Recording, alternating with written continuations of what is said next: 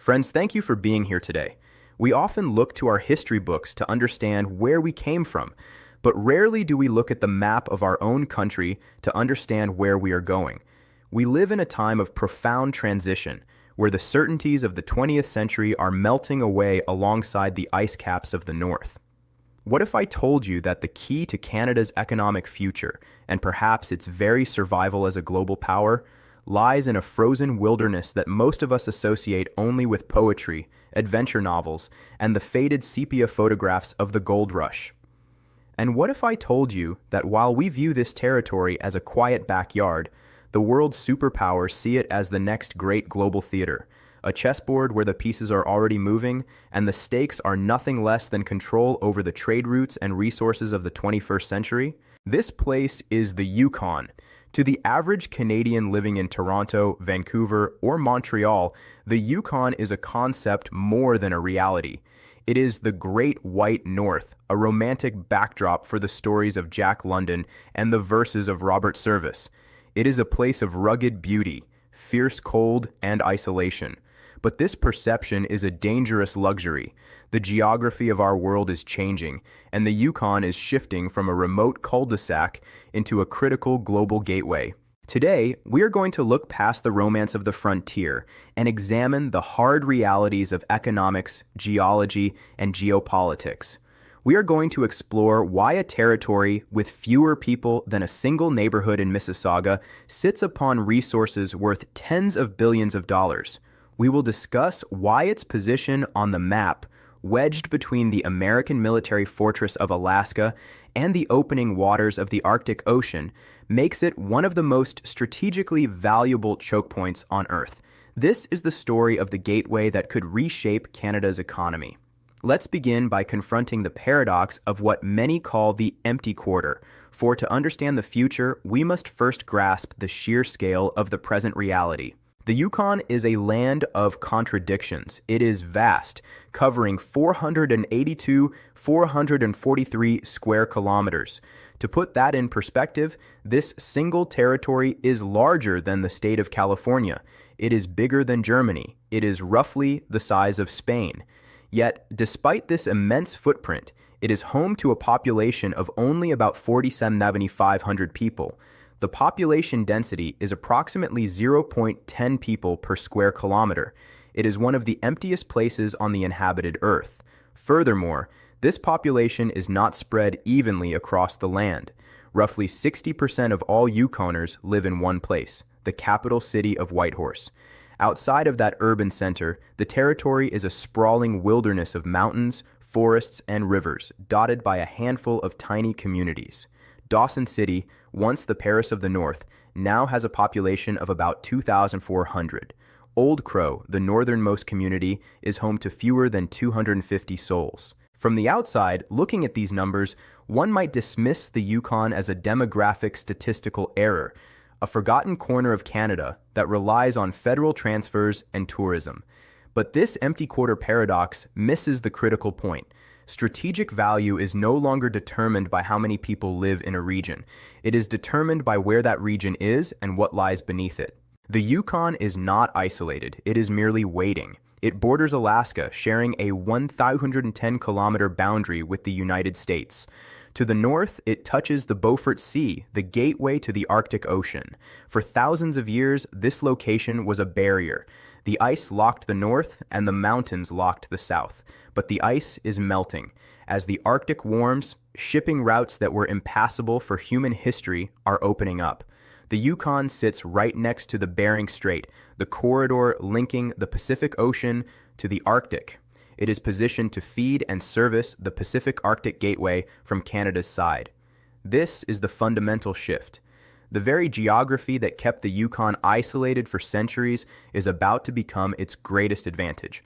But to understand the weight of this future, we must look back at the resilience of the past, echoing the days of the Klondike. The story of the Yukon's potential is not new. It is a story that has been sleeping for a century. It began with a whisper that turned into a roar in 1896. Gold was discovered in Bonanza Creek, a tributary of the Klondike River near what would become Dawson City. It was a discovery that changed the world.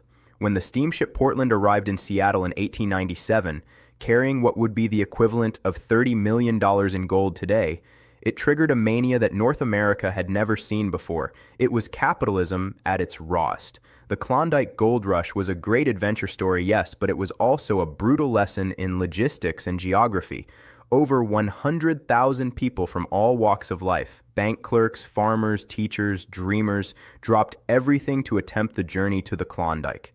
They were driven by the lust for gold, a rational insanity that compelled them to head into a frozen unknown. But the North is an indifferent gatekeeper. Of those 100,000 who started, only about 30,000 actually made it to the gold fields. They faced the Chilkoot Trail, known as the poor man's route. It was a punishing incline where the Canadian Northwest Mounted Police enforced a strict rule. To enter Canada, every stampeder had to bring 1 ton of goods, enough food and supplies to survive for a year. This meant climbing the icy golden stairs of the pass not once, but 20, 30, or 40 times, ferrying load after load on their backs. Those who survived the pass then had to build boats by hand at Lake Bennett and navigate 500 miles of the Yukon River, risking their lives in the Whitehorse Rapids. It was a testament to human endurance. Between 1896 and 1899, over $29 million in gold was pulled from the ground around Dawson, roughly $1 billion in today's money. For a brief moment, Dawson City was the largest city west of Winnipeg and north of Seattle. It had electricity, telephones, and opera houses. It was the Paris of the North, but as quickly as it rose, it fell. When gold was discovered in Nome, Alaska, the stampeders left. The population cratered, the infrastructure decayed. This history teaches us a vital lesson. The Yukon has always been a place of immense wealth, trapped by immense difficulty. The gold never ran out. Modern placer miners still extract tens of thousands of ounces annually using heavy machinery, but the boom and bust cycle became the rhythm of the North. Today, however, the stakes are different.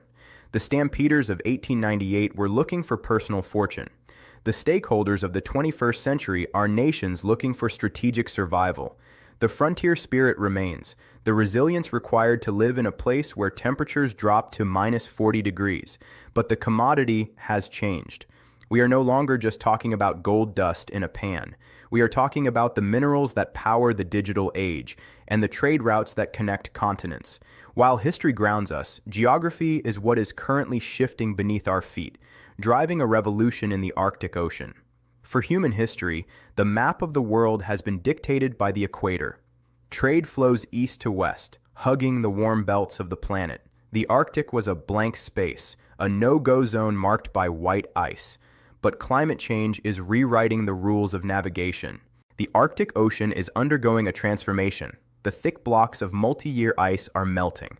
According to the Canadian government and scientific consensus, by 2050, the Arctic Ocean will become an increasingly viable shipping route between Europe and Asia during the summer months. Some models predict that by the end of this century, there will be no polar ice cap at all during the height of summer.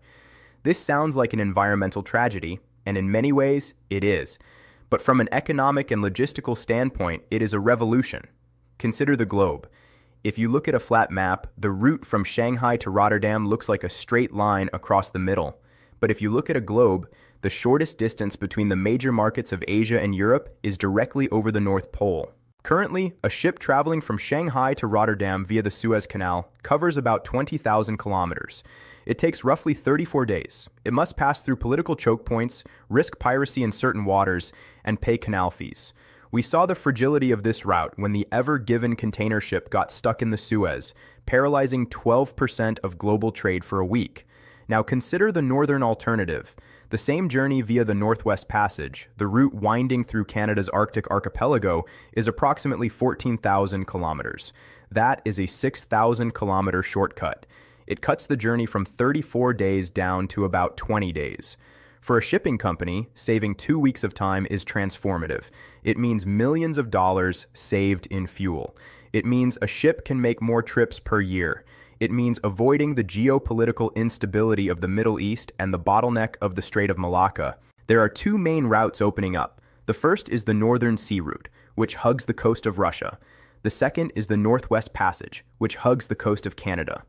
As the ice retreats, The Yukon sits at the western entrance of the North American route. Ships entering the Northwest Passage from Asia must pass through the Bering Strait, sail past Alaska, and navigate the Beaufort Sea right off the Yukon's northern coast. These ships cannot make the journey in a vacuum. They need refueling. They need deep water ports for repairs. They need search and rescue capabilities. They need navigational support and supplies. Right now, that infrastructure does not exist. But the demand is coming. We have already seen the first commercial bulk carriers and cruise ships like the Crystal Serenity navigate these waters.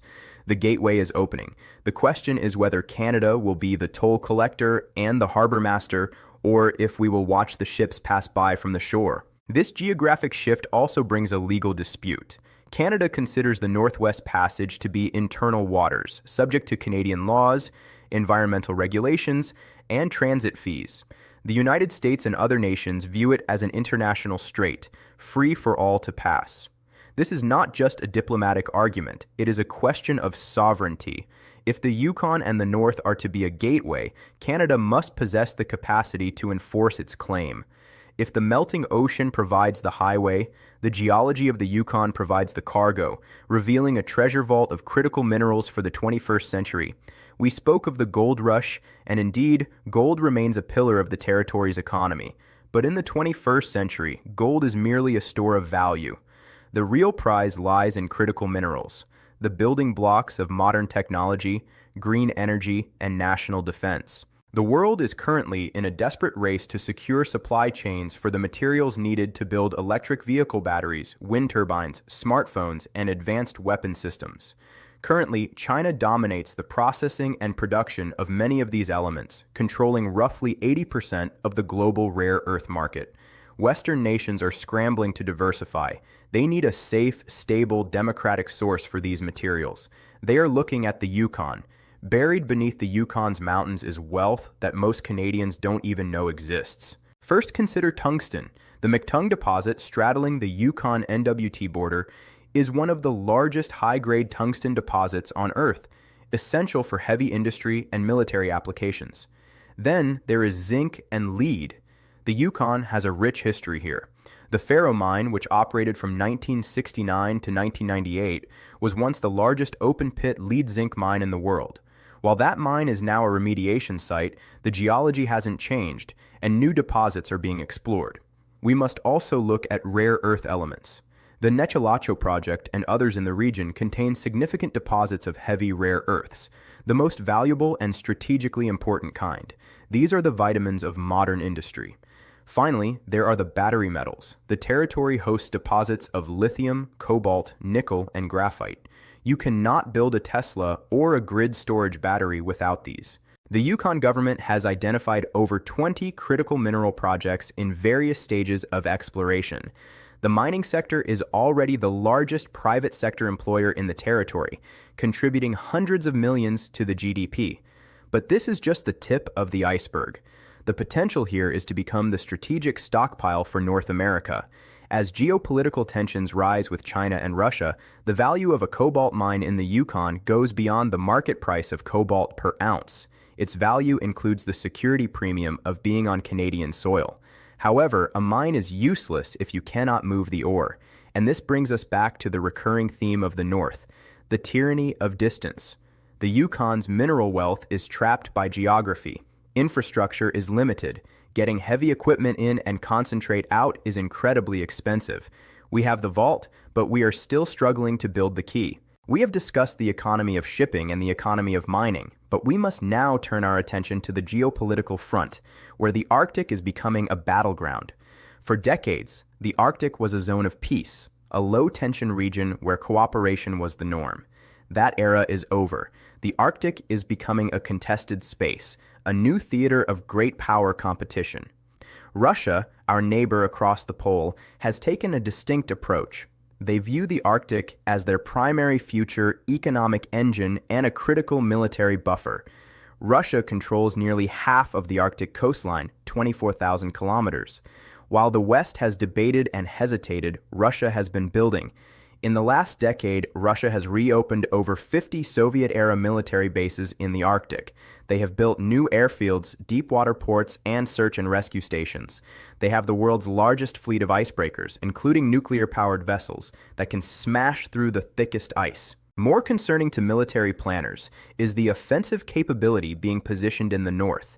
Russia has ramped up weapons testing in the region, including hypersonic cruise missiles that fly at 9 times the speed of sound. They are testing bombers capable of carrying nuclear weapons from Arctic air bases, bases that are closer to the Canadian Arctic than Ottawa is. NORAD, the North American Defense Organization, has tracked Russian and Chinese bombers flying joint patrols near the coast of Alaska.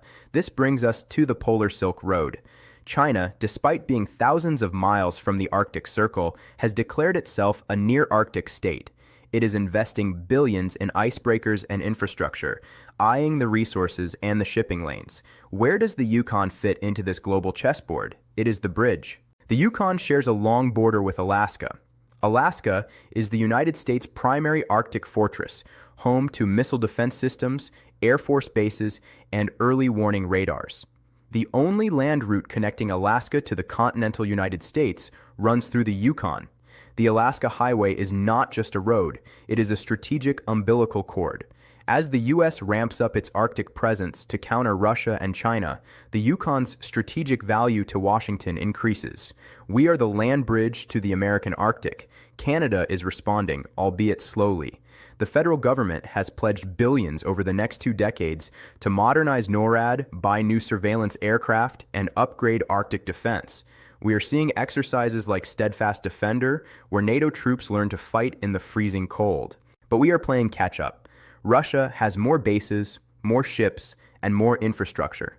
Canada has vast territory, a small population, and a history of underinvestment in northern defense. The Yukon is on the front line of this new reality. It is no longer a buffer zone. It is the line of contact. This reality is sobering, and it forces us to ask tough questions. Do you think Canada is doing enough to assert its presence in the face of this military buildup, or are we falling too far behind? I'd love to hear your perspective on this. Please let me know your thoughts in the comments below. We have established the potential, the shipping routes, the minerals, and the strategic necessity. Now we must face the great Canadian challenge, the infrastructure gap. It is a paradox. The territory has resources worth billions, but it lacks the roads, ports, and power grids to capitalize on them.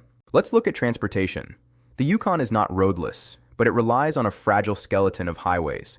The Alaska Highway is the spine. The Klondike Highway connects Whitehorse to Dawson. The Dempster Highway runs north to Inuvik, but the Dempster is a gravel road sitting on permafrost, subject to washouts and seasonal closures. It is an engineering marvel, but it is not a heavy-haul industrial corridor suited for massive global trade. Crucially, the Yukon has no tidewater port of its own. It relies on the port of Skagway, which is in Alaska. This means Canadian resources often have to leave the country to be shipped. To the north, the port of Tuktoyaktuk in the Northwest Territories is the closest Canadian option, but it suffers from shallow waters that limit the size of heavy cargo ships. There are proposals on the table. The Grays Bay Road and Port Project would connect the mineral-rich Slave Geological Province to the Arctic coast, potentially linking Nunavut and the Northwest Territories to the global market. There are discussions of expanding the Dempster. There is the Yukon Resource Gateway Project, a partnership to upgrade roads into mining districts. But building in the north is agonizingly expensive and difficult. We are dealing with permafrost, frozen ground that is now thawing, causing roads to buckle and heave.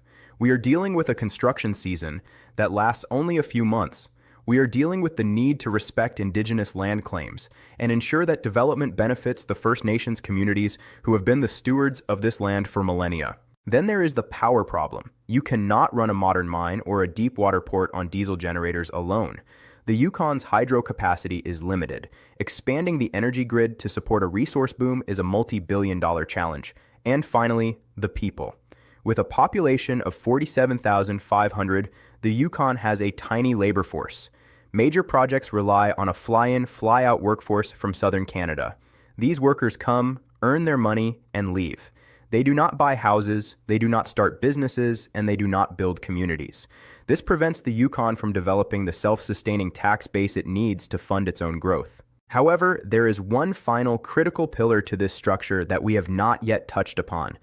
We have spoken of the land, the water, and the metal, but we must speak of the people who have called this territory home for 10,000 years. We cannot discuss the future of the Yukon without recognizing the human keystone, the indigenous peoples who are moving from the margins of history to the center of its economic engine.